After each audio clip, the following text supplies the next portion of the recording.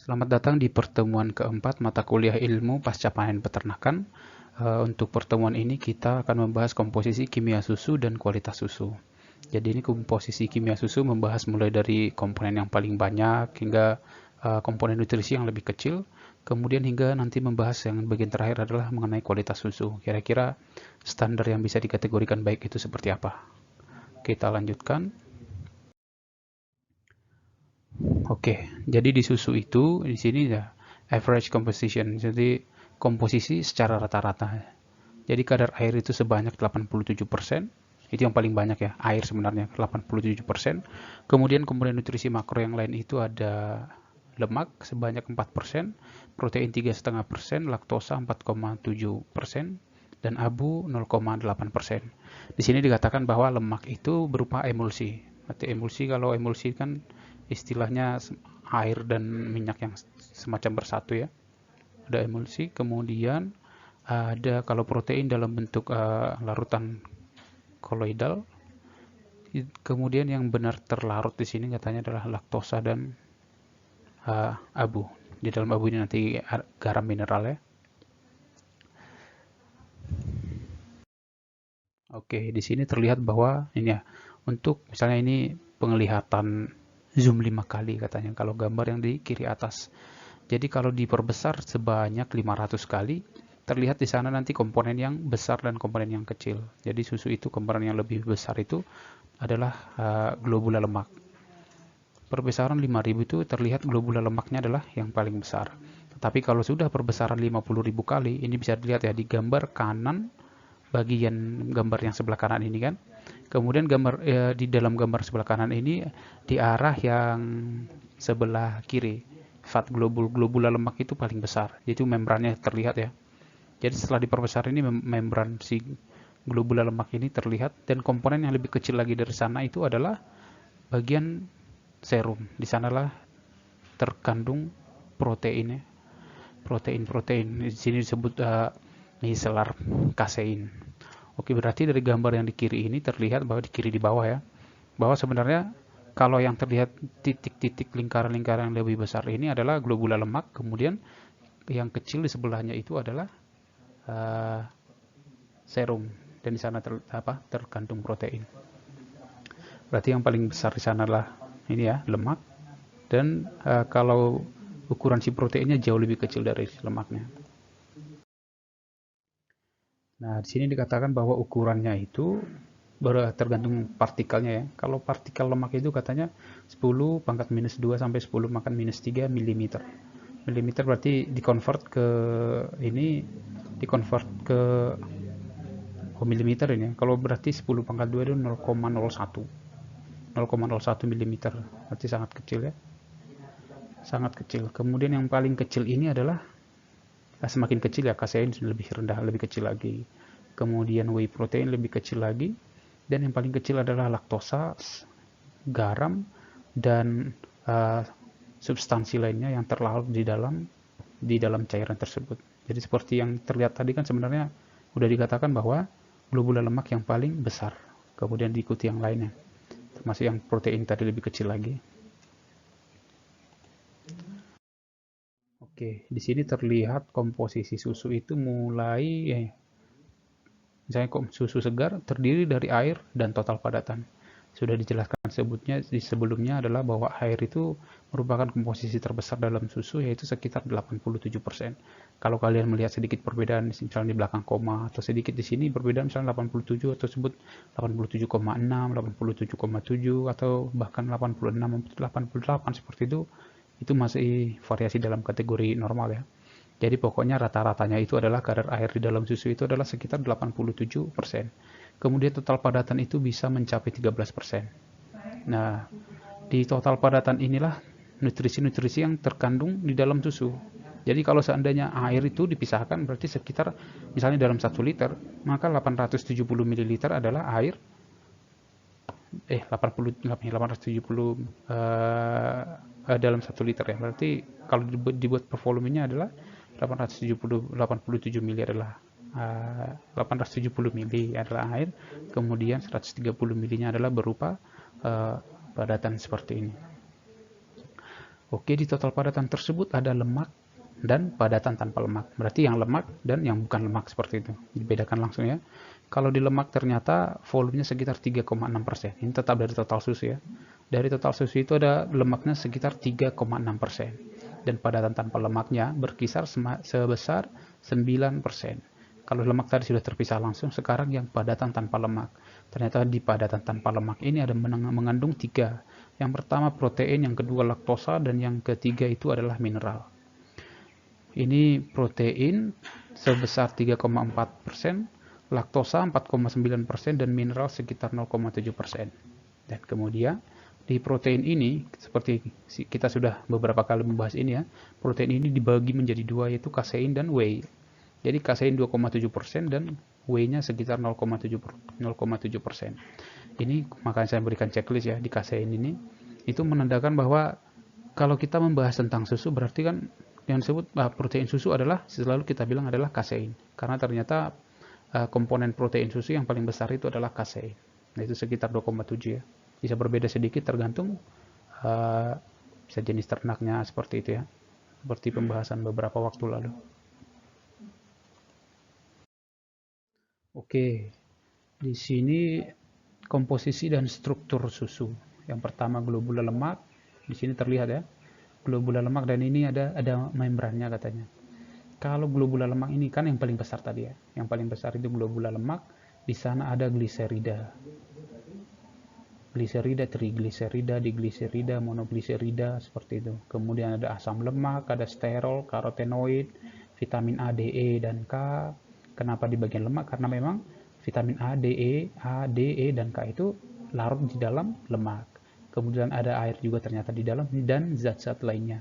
Jadi kalau kita lihat di sini sebenarnya bagian sterol ya, di bagian globula lemak itu ternyata sterol yang paling banyak, diikuti oleh asam lemak. Oke, kemudian di samping globula lemak ada protein miselar ya, kasein miselar seperti yang tadi, yang bagian banyaknya itu. Di protein ini kaseinnya sebesar 26 gram. Jadi dalam 1 liter itu ternyata kaseinnya nanti sekitar 26 gram. Ada protease peptonnya, kemudian ada mengandung garam, makanya kadang-kadang susu itu sedikit asin ya. Kemudian ada mineral yang lain. Di sini ada kalsium sebesar 850 mg, fosfat sebesar 1000 mg, sitrat 150 gram. Kemudian ada kalium, magnesium, dan natrium. Di sini pun ada air sebesar 80 gram. Berarti di kasein miselar ini pun mereka saling terikat juga dengan air ya. Jadi sebanyak 80 gram. Berbeda dengan globula lemak yang sebesar 60 mg. Oke. Kemudian untuk bagian ini leukosit. Di sini katanya beragam enzim ada di sana. Kemudian asam nukleat. Kemudian ada air juga. Coba lihat lagi ke samping lingkaran yang kecil juga, lipoprotein partikel. Ternyata ada lipid, protein, enzim, dan air lagi. Jadi sama-sama setiap komponen-komponen ini selalu berikatan dengan air ya, karena memang semua nutrisi yang terkandung di dalam susu terlarut di dalam air. Oke. Untuk serum, bagian serum ya, di slide sebelumnya kan udah dibilang serum protein itu, airnya itu sebesar 790 gram. Kemudian ada mengandung organic acid atau asam organik, yang paling banyak komposisinya adalah asam sitrat sebanyak 1600 mg. Kemudian kasein sudah dijelaskan tadi, dan di kasein itu kan ada beberapa mungkin saya lupa di mata kuliah industri persusuan sepertinya ya. Jadi di kasein itu ada beberapa jenisnya. Ada kasein, ada beta lactoglobulin, kemudian alfa lactalbumin, ada serum albumin, immunoglobulin. Jadi di sini yang paling banyak adalah lactoglobulin. Jadi kalau bilang bagian kasein, bagian protein yang paling besar adalah sebenarnya lactoglobulin. Oke. Kemudian ada mineralnya. Di sini ada beberapa macam mineral, dan yang paling besar adalah kalium ya. Kalium dan klorin. Satu lagi fosfat. Itu yang paling tinggi tetapi adalah kalium. Kemudian susu juga ternyata mengandung gas, ada oksigen dan nitrogen, dan nitrogen yang paling banyak di sana. Untuk lemak, komposisi lemak yang paling banyak adalah fosfolipida, berarti ikatan antara lipid dan fosfat ya. Kemudian ada trace element. trace element ini adalah mineral ya. Yang paling banyak di sana adalah besi. Seperti kita tahu katanya kan kalau kita konsumsi susu mineralnya tinggi, itu lebih terkhusus terhadap jumlah zat besi yang ada di sana ya. Kemudian ada juga vitamin. Vitamin yang paling banyak adalah ascorbic acid. Ascorbic acid itu adalah vitamin C. Ascorbic acid ya, asam askorbat itu vitamin C. Kemudian dilanjutkan dengan riboflavin. Oke, untuk non protein nitrogen, mungkin kalian ini ya sedikit bertanya-tanya non protein nitrogen, tapi di mata kuliah yang tentang pakan sudah ya, misalnya untuk pengujian protein. Jadi sebenarnya kan kalau kita menghitung protein suatu pakan atau pangan bisa juga ya, kita kan biasanya menghitung jumlah nitrogen yang ada di sana dengan pengkonversinya nanti ada pengkalian segala macam itu. Jadi kalau di susu ini ternyata bisa dihitung non proteinnya, non nitrogen, maksudnya nitrogen jadi belepotan ini. Nitrogen non protein. Jadi di sana katanya yang paling banyak adalah senyawa lain ya. Ini udah ditotal semuanya menjadi 300 mg, tetapi yang paling banyak di sana adalah urea. Oke. Kemudian untuk enzim ada fosfatase, ada peroksidase dan zat yang lain juga. Nah, di sini terlihat adalah kadar gula yang ada di dalam susu. Jadi laktosa itu ada galaktosa dan glukosa. Berarti kan kita sudah bilang waktu itu ada laktosa adalah ikatan antara glukosa dan galaktosa. Dikatakan di sini adalah bahwa di gula yang terdapat dalam susu ya, laktosa yang di dalam susu itu ternyata hanya 0,3 kali manis dari sukrosa. Kalau yang saya ingat dulu 1/6 dari glukosa gitu loh. Jadi memang makanya susu itu meskipun kita bilang mengandung gulanya adalah laktosa, tetapi rasanya kan tidak manis. Itu disebabkan karena memang gula yang di dalam susu itu adalah laktosa yang memang kadar manisnya itu masih jauh di bawah glukosa dan sukrosa gitu loh. Oke. Kita lanjutkan, di sini terlihat asam-asam lemak yang ada di dalam susu.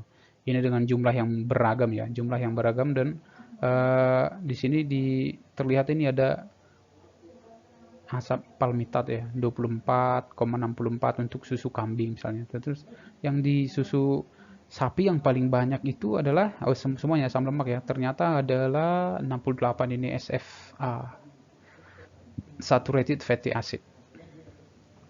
Dengan yang lain-lainnya. Jadi total lemaknya itu sekitar kalau untuk sapi sekitar 3,76. Artinya sebenarnya kalau untuk total lemaknya lebih tinggi pada susu domba ya. Di sini susu domba bisa mencapai 6,09%, kemudian diikuti oleh susu kambing. Jadi kalau dibandingkan bertiga ini, kambing, domba dan sapi itu ternyata lemak yang paling rendah itu kandungan lemak paling rendah atau totalnya lah ya, itu sebenarnya ada di sapi. Oke, kita lanjut ke protein. Sebelumnya sudah dijelaskan sedikit ya, bahwa protein yang di dalam susu itu terdiri dari dua, yaitu kasein dan whey protein. Di sini setelah dibagi dua, ini terlihat bahwa tadi total protein yang di susu bisa berkisar 32 gram per kilogram. Kemudian itu dibagi menjadi kasein dan whey protein. Sehingga kasein ada alpha S1 kasein, alpha S2 kasein, beta kasein dan K kasein. Dan ini masing-masing punya proporsi masing-masing ya. Dan yang paling besar itu adalah si beta kasein, itu paling banyak. Kemudian kalau di total jumlah kasein pada susu itu per kilogram ternyata adalah 26 gram. Kemudian untuk whey protein totalnya itu hanya sekitar 6,3. Makanya selalu kita bilang kalau ditanya apa protein susu, kita selalu bilang kasein, bahwa sebenarnya juga kan ada whey proteinnya, tetapi karena jumlahnya tidak lebih banyak dari kasein, jadinya kita selalu menggunakan memberikan jawaban itu adalah kasein sebagai protein susu. Di sini pun per total protein yang ada di dalam susu itu kaseinnya bisa 79,5%, sementara kalau untuk whey protein hanya 19,3%.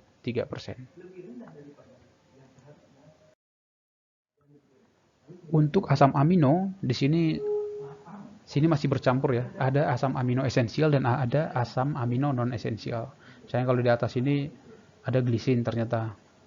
Nanti kalian cari tahu di beberapa yang di bawah ini, yang tertulis di sini, di bawah ya, bukan ya.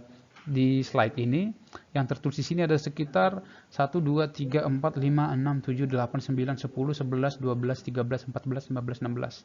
Saya ini menjadi tugas kalian untuk bahan diskusi kita besok. Kira-kira di sini mana yang non esensial dan mana yang esensial. Kita akan diskusikan itu besok ya, silakan dicari. Dan kemudian ada juga untuk jenis yang lainnya sebagai sambungan di bawah ini ada tirosin, triptofan, histidin, prolin dan apa ini? Fosfoserin.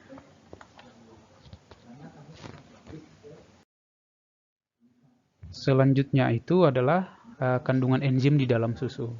Ternyata ada xanthin oksidase, kemudian ada sulfhydryl oksidase, ada katalase, ada laktoperoksidase. Ini sampai ke bawah ya, ada 1 2 3 4 5 6 7 8 9. Ada 9 enzim yang ada di dalam susu. Kemudian kalau ini katanya bisa misalnya ini potensial aktual ini kalau misalnya dia di atas optimumnya nih misalnya, ternyata pada pH sekitar 8 dan suhu 37 derajat Celcius, maka enzim ini aktif bekerja seperti itu. Itu juga secara berlanjut bisa ke enzim yang lain ya. Di sini kan beragam-ragam, makanya kadang-kadang kalau susu diletakkan dalam waktu berapa, dengan suhu berapa, dengan pH berapa itu bisa mengakibatkan perbedaan bisa dibilang perbedaan apa ya? Perbedaan bentuk lah, ada mungkin yang sedikit jadi ada sedikit perubahan ininya, komposisinya. Karena apa? Pada kondisi tertentu ini dengan pH dan temperaturnya bisa berbeda-beda ternyata efek pengaktifan si enzim ini. Oke, di sini juga dikatakan ternyata kalau xanthin oksidase itu ada di membran globula lemak. Jadi kalau misalnya kalau kita ingin mengolah susu itu untuk menghilangkan semua enzim ini, karena kalau habis diperah kan sebenarnya semua enzim ini ada di susu. Jadi kalau kita biarkan untuk waktu yang lebih lama, maka misalnya kamu simpan dalam misalnya pH susunya sekitar 7, kemudian ternyata penyimpanan lumayan hangat, ini 45 derajat misalnya, maka sulfhydryl oksidase yang ada di plasma susu itu bisa dihilangkan, akan aktif, akan bekerja seperti itu, akan mengubah komposisi susu nanti. Tetapi kalau untuk mengaktifkan itu di sini dikatakan bahwa ada pemanasan selama 3 menit dengan suhu 73 derajat Celcius, maka enzim sulfhydryl oksidase itu akan hilang. Di sini yang paling lama untuk pemanasannya adalah superoxide dismutase. Itu sekitar 65 menit. Kalau memang enzim ini ingin dihilangkan ya. Kalau dibiarkan di dalam susu kan akan mempengaruhi komposisi itu. Bahkan akan menyebabkan kerusakan seperti itu. Maka dengan perlakuan panas di sini berbeda-beda ya. Ada yang 7 menit, ada yang 2 menit, ada bahkan yang paling lama tadi 65 menit, yaitu untuk superoxide dismutase. Di situ harus dilakukan pemanasan dengan suhu 75 derajat Celcius. Ini udah tinggi ya. Dan kemudian dipanaskan selama 65 menit, sejam lebih. Dengan perlakuan seperti itu, maka enzim ini akan hilang. Ini menjadi penting ya. Misalnya seandainya kalau kita adalah semacam peternak sapi perah, kalau kita ingin memberikan susu yang hasil peternakan kita itu untuk diolah kembali di industri pengolahan susu, misalnya dengan penghilangan semua enzim ini, maka susu akan bertahan dalam transportasi misalnya bisa sampai 6 jam gitu ya. Maka perlakuan seperti ini harus kita lakukan untuk menjamin bahwa susu yang akan sampai ke sana nanti dalam keadaan baik seperti itu.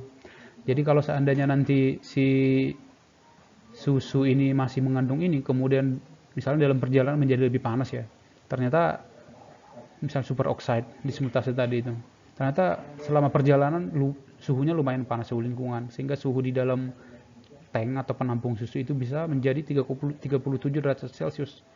Maka dia akan bekerja seperti itu, lebih optimal bekerjanya di situ seperti itu. Maka semakin banyak, semakin sesuai kondisinya untuk aktif enzimnya ini, maka akan semakin cepat susu tersebut mengalami perubahan atau bahkan kerusakan ya. Oke, kita lanjutkan. Untuk di sini ada disebutkan beberapa komponen susu lain. Ada asam organik, soalnya udah disinggung beberapa tadi ya. Nitrogenous compound. Kalau nitrogenous compound ini berarti senyawa-senyawa atau substansi nitrogen. Sebenarnya masuk ke protein juga tadi. nitrogen, bagian nitrogen. Kemudian ada vitamin, nanti sepertinya di slide berikutnya ada untuk vitaminnya. Kemudian ada RNA dan degradasi dari DNA tersebut. Di sini disebutkan bahwa beberapa degradasi dari RNA ini adalah fosfatase ester dan sulfat berbasis organik. Kemudian berikutnya adalah carbonyl compound. Ini aseton contohnya katanya. Berarti ada sedikit mengandung aseton, kan termasuk jenis alkohol ya. Kemudian ada gas juga di dalam susu. Ini total nitrogen di susu itu bisa mencapai 16 mg per kilogram. Oksigen sekitar 6 gram atau 1,3% katanya. Jadi berarti yang paling banyak sebenarnya ini ya, nitrogen. Nitrogen itu sebanyak berapa tadi? 16 mg per kilogram. Terus ada juga di sana ada hormon dan beberapa somatik sel lain, sel somatik yang lain. Sel somatik ini misalnya kalau kita pakai TDS ya, bisa kita coba katanya. Jadi kalau kita menguji menggunakan TDS ya, total dissolved solid, itu untuk bisa mengetahui somatic cell juga. Diasumsikan bahwa semakin tinggi TDS-nya, maka diasumsikan ada zat-zat terlarut yang lain. Kalau beberapa pendapat mengatakan bahwa kalau somatic cell TDS-nya menunjukkan angka yang tinggi, maka semakin banyak mikroba yang di sana. Karena mikroba itu semacam terlarut di dalam air tersebut ya. Atau ada juga memang bahan pencemar lain, bisa juga yang mengaruhi susu tersebut. Di air biasa juga bisa diketahui seperti itu. Oke, di sini ya, saya sebutkan tadi di awal sedikit bahwa komponen protein itu kan biasanya diuji menggunakan suatu cara ya, misalnya uji Gildal misalnya untuk mengetahui yang mengetahui protein. Tetapi yang diuji itu adalah sebenarnya untuk mencari jumlah nitrogen yang terkandung di dalamnya.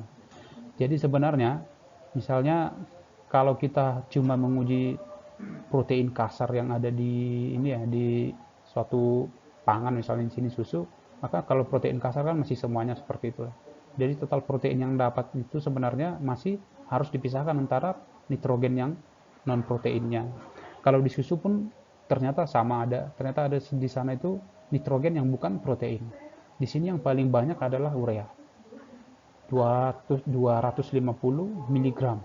mg per kilogram susu. Asam amino asid ternyata bisa sampai 280 non protein nitrogenus yang terkandung di ini kan, berarti berikatan dengan asam amino yang di dalam. Ini total NPN-nya katanya bisa sampai 270 sampai 310 mg. Lumayan banyak ya. Kemudian tadi vitamin ya. Yang ini vitamin-vitamin yang ada di dalam susu. Di sana sebelumnya sudah disebutkan bahwa vitamin dan mineral itu berbeda ya. Tadi kalau mineral itu adalah terletak di bagian ash atau debu abu lah. Kemudian kalau untuk vitamin-vitamin itu terkhusus vitamin A, D, E, dan K ya, terlarut di dalam lemak. Jadi beradanya di globula susu. Di sini vitaminnya ada banyak ya. 1, 2, 3, 4, 5, 6, 7, 8, 9, 10, 11, 12, 13. Sekitar 13 jenis vitamin ada yang ada di dalam susu, mulai dari vitamin A, berbagai macam vitamin B, terus vitamin C, D, E, dan K ada juga. Lengkap seperti ya semuanya. Oke, yang paling banyak komposisinya adalah vitamin apa ini? Asam folat ternyata ya, 50 sampai 60 mikrogram. Dan dia terikat di dalam protein. Karena ini vitamin B ya. Kalau vitamin A, B, A, D, E, dan K kan beradanya di globula lemak. Kalau ini vitamin B ternyata beradanya di dalam protein, tersimpan ya, berikatan lah di dalam protein seperti itu.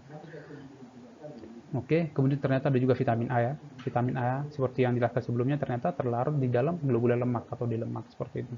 Di sini sebenarnya yang paling banyak mengikat hampir tersebar ya. Ada yang terikat di lemak itu ada 4.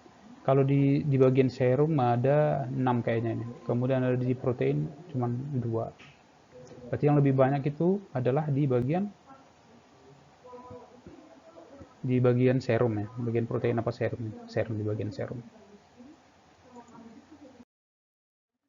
Oke, kita masuk ke standar kualitas susu.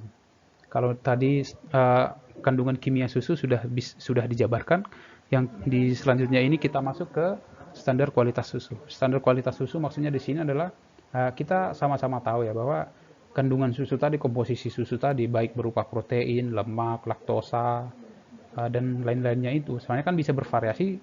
Kalau itu sudah pasti berbeda memang kalau memang bangsa ternaknya berbeda atau bahkan spesiesnya berbeda kan. Misalnya yang tadi ternyata lemak di susu domba itu lebih tinggi daripada susu sapi atau kambing, seperti itu.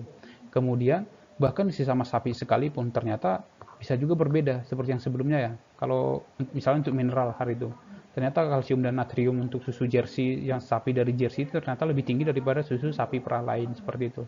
Jadi karena memang bisa berfluktuasi atau berbeda sedikit ya, ada semacam perbedaan inilah. Bisa di samping bangsa dan jenis ternak tadi kan sebenarnya perbedaan pakan, status kesehatan ternak, kemudian manajemen yang dilaksanakan di suatu kandang sapi perah misalnya itu juga akan mempengaruhi komposisi susu kan, juga akan mempengaruhi komposisi tersebut.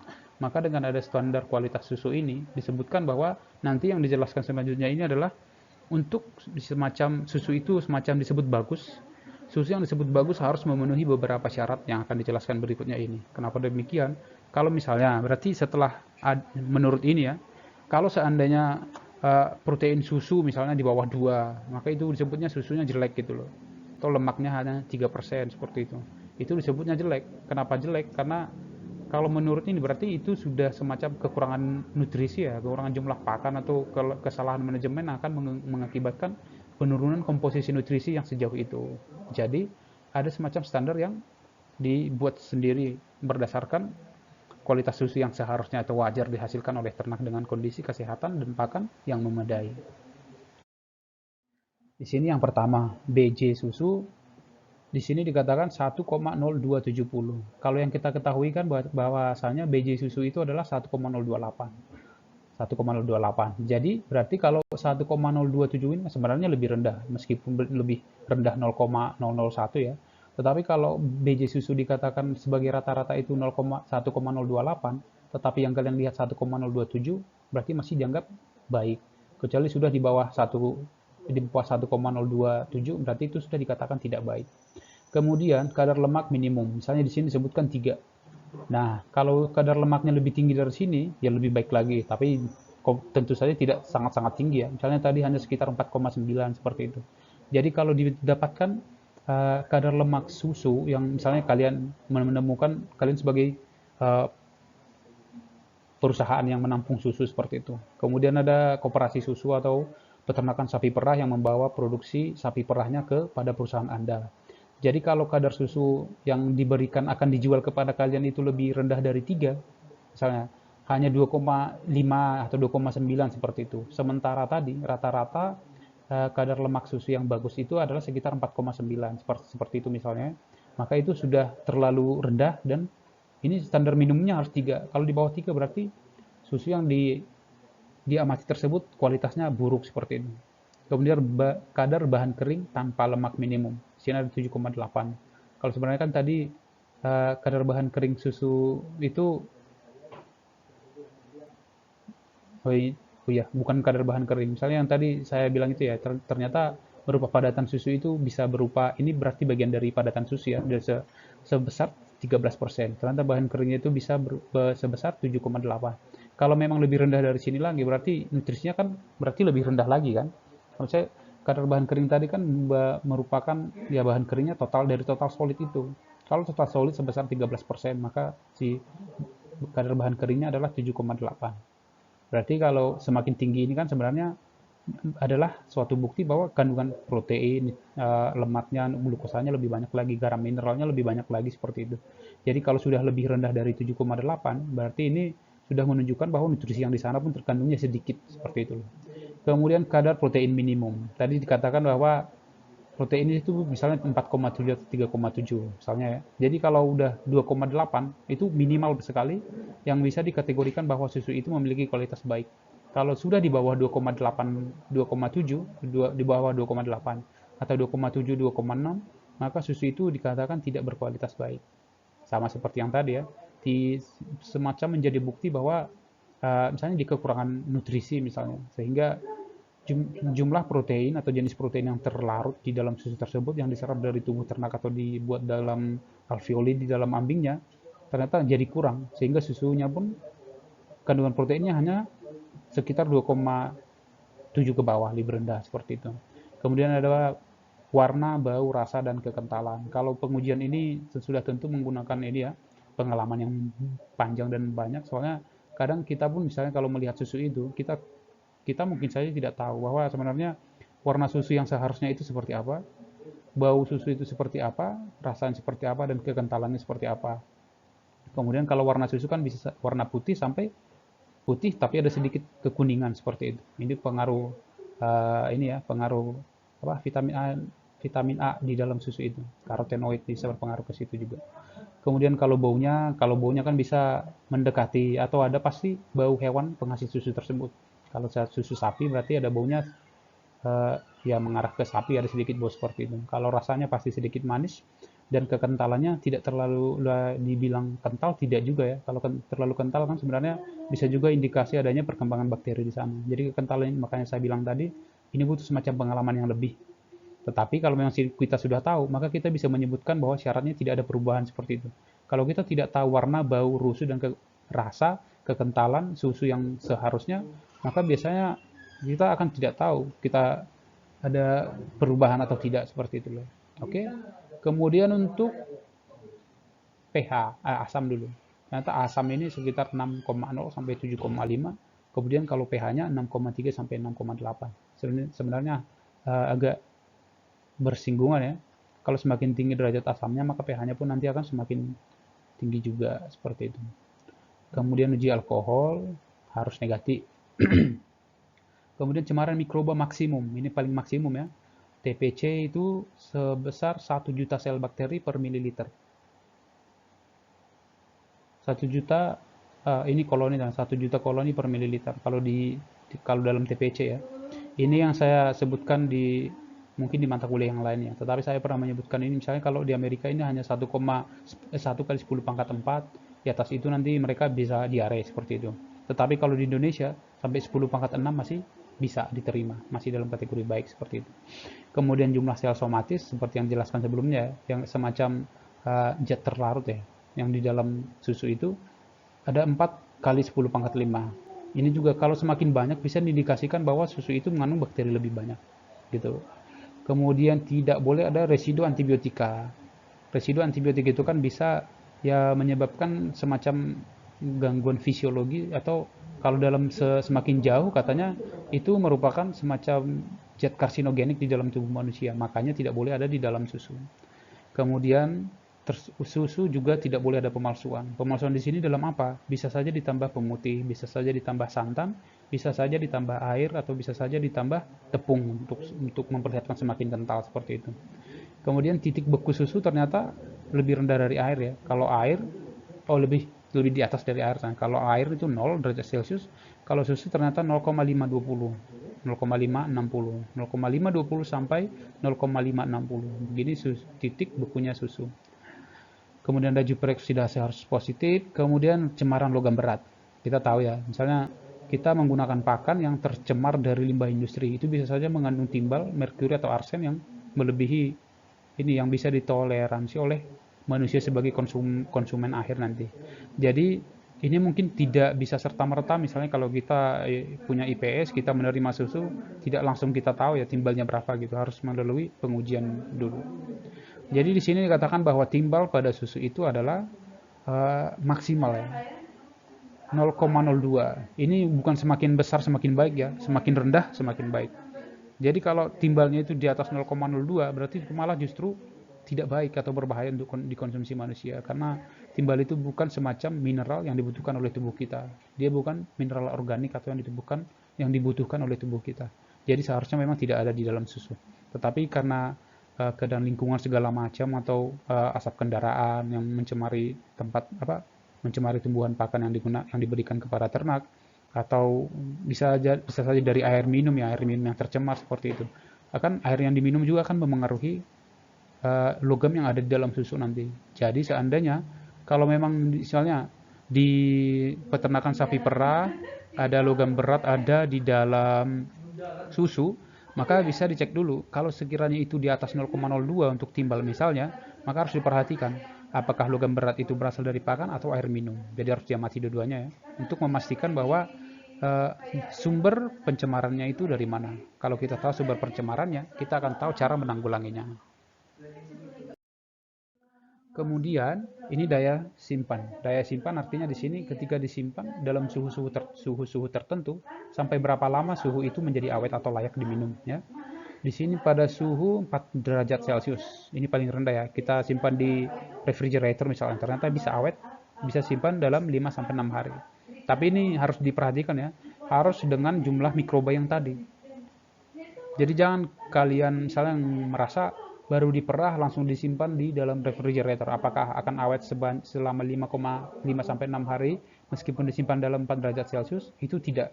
Nanti kalian bisa buktikan susu yang kalian beli di pas dari sapi perah ya, dari peternakan sapi perah. Kalau kalian simpan langsung di refrigerator, susu itu tidak akan awet, maka cenderung terjadi penggumpalan bagian yang padat dengan yang air. Misalnya jadi terpisah, airnya yang padat di atas, yang air di bawah, seperti itu. Jadi itu tidak bisa menjamin kalau ini itu akan terjadi kalau memang susunya itu memang tidak sesuai standar yang sebelumnya dijelaskan. Kemudian ini ya, kalau untuk temperatur 15 derajat Celcius, misal disimpan ya 15 derajat, ini seperti di kampung halaman saya ini 15 derajat Celcius. Ternyata susu itu bisa awet 24 sampai 26 jam. Kemudian semakin suhunya menaik, di sini 20 derajat Celcius, hanya 16,17. Kemudian sampai 30 ya. 30 derajat Celcius hanya 7 sampai 8 jam. Dan kalau yang biasanya di daerah yang panas ya.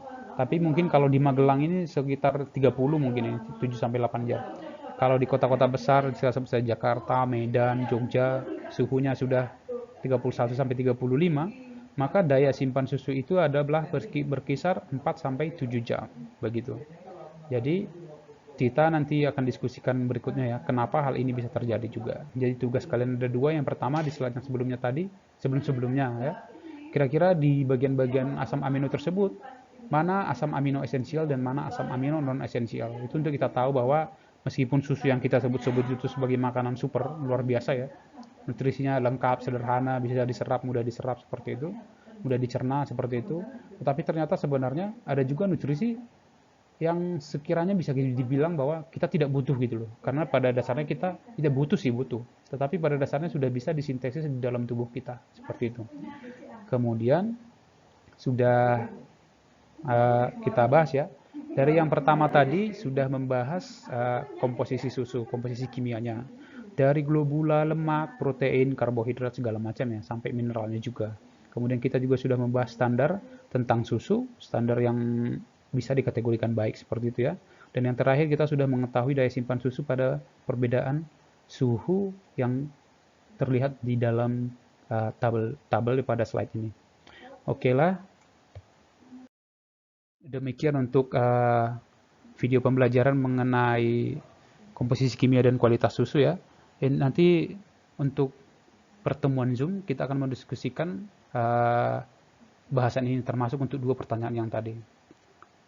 Masih ingat pertanyaannya ya? Yang pertama, kira-kira dalam asam amino yang terkandung di dalam susu itu, mana yang asam amino non esensial dan mana asam amino yang non esensial. Kemudian yang kedua, ternyata tadi ada pada perbedaan penyimpanan susu dengan suhu yang berbeda ya. Ternyata susu itu bisa ada yang lebih cepat rusak pada suhu tinggi, ada yang lebih awet kalau suhu rendah. Itu kenapa kira-kira? Kita juga sekalian membahas nanti.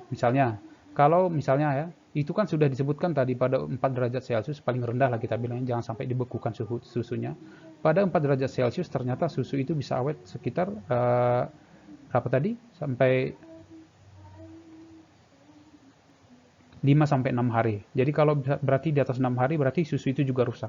Meskipun sudah disimpan di dalam suhu dingin, ternyata di atas 6 hari susu itu pun bisa rusak. Itu kenapa? Oke. Sekian untuk video pembelajaran ini, saya ucapkan terima kasih untuk perhatiannya.